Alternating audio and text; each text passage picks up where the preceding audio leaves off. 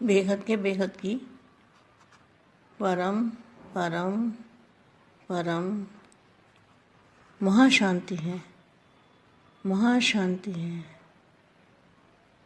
महाशांति है। हमारे चारों ओर परम प्रकाश एकदम दूध जैसा वातावरण, वायुमंडल बना हुआ है और उसके अंदर बेहद के दादाजी को आत्म स्वरूप में हम रह के देख रहे हैं और बेहद के दादाजी के मस्तक से बेहद की चुंबकीय शक्ति हमारे मस्तक में आ रही है और हमारी आत्मा के अंदर आत्मा को भरपूर कर रही है। वो पावर से हमारी आत्मा भरपूर हो रही है। ऐसा महसूस करना है बेहद के बच्चों को और ये हमेशा महसूस करते रहना है। अब मैं आगे जो बताने वाली हूँ, ऐसे श्रेष्ठ तकदीरवान बेहद के बच्चे क्या है? श्रेष्ठ और तकदीरवान, सदा सर्व खुशियों के खजाने से संपन्न। खुशी का खजाना क्यों मिला है? क्योंकि जिस भगवान को दुनिया ढूंढ रही है और आप उससे मिलन मना रहे हो, तो कितनी खुशी होनी चाहिए। सदा खुश रहना है और सर्व को सदा खुश करना है। चारों ओर अब खुशी के बाजे बजाओ, क्योंकि हो ही खुश नसीब आत्माएं। ऐसे श्रेष्ठ तकदीरवान, सदा सर्व खुशियों के खजाने से संपन्न, सर्व को सुख का रास्ता बताने वाले, मास्टर सुखदाता, सदा सर्व के संकट मोचन, विघ्न विनाशक,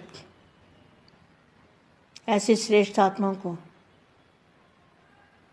बेहद की सेवाधारी आत्माओं को, बेहद की सेवाधारी माँ का याद प्यार और नमस्ते।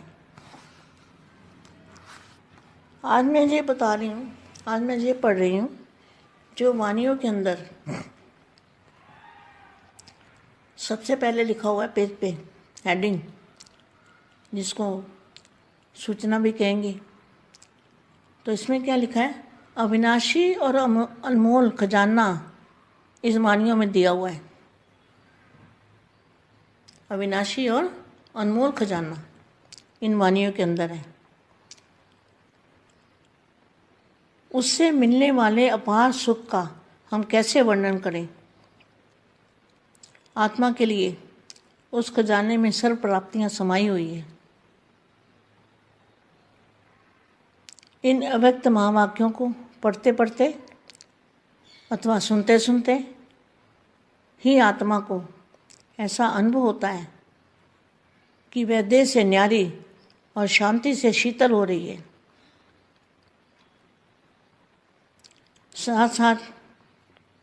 साथ ही साथ उसे यह भी अनुभव होता है कि उससे प्रकाश और शक्ति में वृद्धि हो रही है और वृद्धि होते होते उसकी स्थिति ऐसी होती जा रही है जिसमें उसे एक अनोखा हर्ष, उल्लास और दिव्यता का अनुभव हो रहा है। चाहे आसपास के वातावरण में लोग बैठे हों और चहल पहल भी हो रही हो, परंतु महावाक्यों को पढ़ते पढ़ते उसे एकांत तथा मधुर अवस्था का आभास होता है, जिसमें वह समा जाना चाहता है। माना पढ़ते पढ़ते सुनते सुनते निसंकल्प अवस्था हो जाती है। तो निसंकल्प अवस्था में आत्मा क्या चाहती है? बस मैं निसंकल्प अवस्था में समा जाऊं।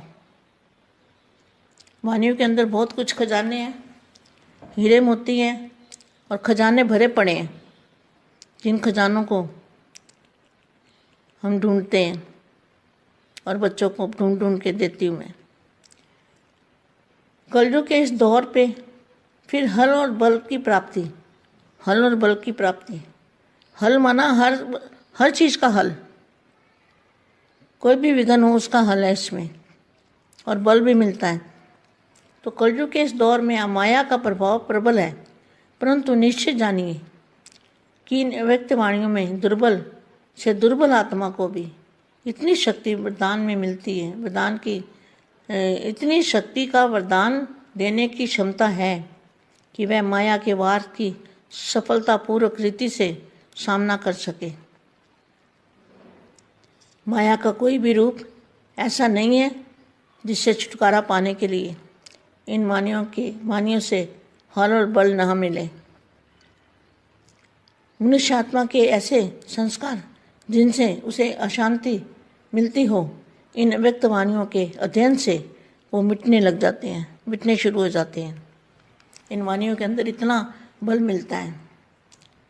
वास्तव में इन अव्यक्त वाणियों से एक नया जीवन मिलता है। ऐसा अनुभव होता है कि आत्मा को जो अनादि निर्मल स्वरूप, आत्मा का जो अनादि निर्मल स्वरूप, अनादि स्वरूप तो निराकार स्वरूप था ना। अनादि माना जहाँ आवाज़ नहीं है, अनाद माना जहाँ आवाज़ नहीं है। अनादि निर्मल स्वरूप और शांत सुधर्म है। आत्मा उसमें स्थित हो गई है। पुराने जीवन के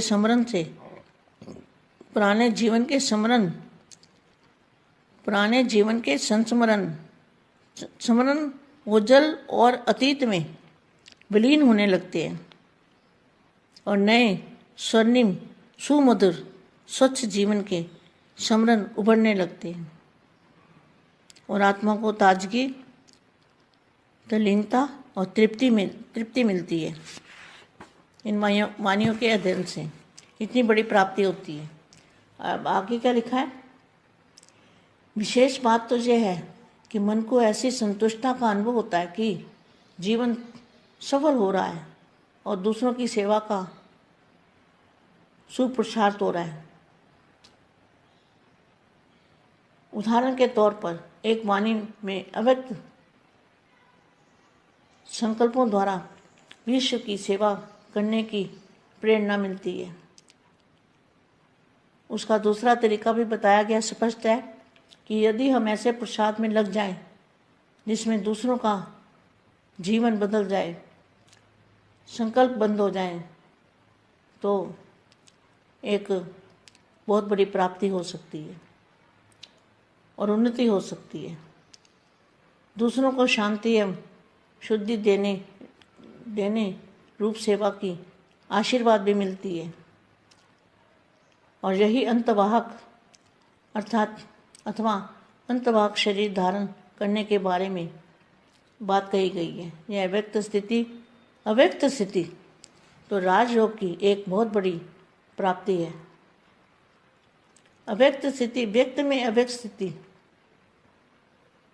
धारण करने की शक्ति आत्मा को मिलती है और आत्मा एक उड़ते पंछी की तरह स्मृति रूपी पंख के साधन से उड़कर अपने प्रकाशमय धाम में अपने परमपिता परमात्मा के पास निकट जाकर आनंद भोर अनुभव करती है।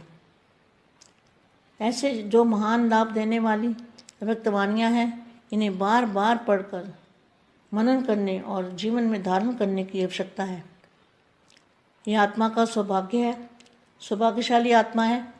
वह आत्मा सौभाग्यशाली आत्मा है जो अपने मन, वचन और कर्म से इनके अनुसार बनती है। बेहद की परम परम परम महाशांति है, महाशांति है।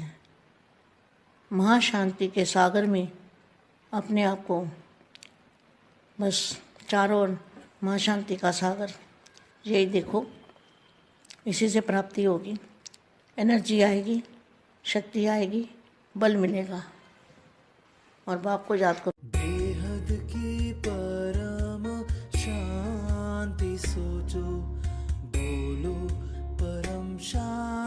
Join us daily for our morning live meditation, Monday to Saturday, 5:30 to 6:30 a.m.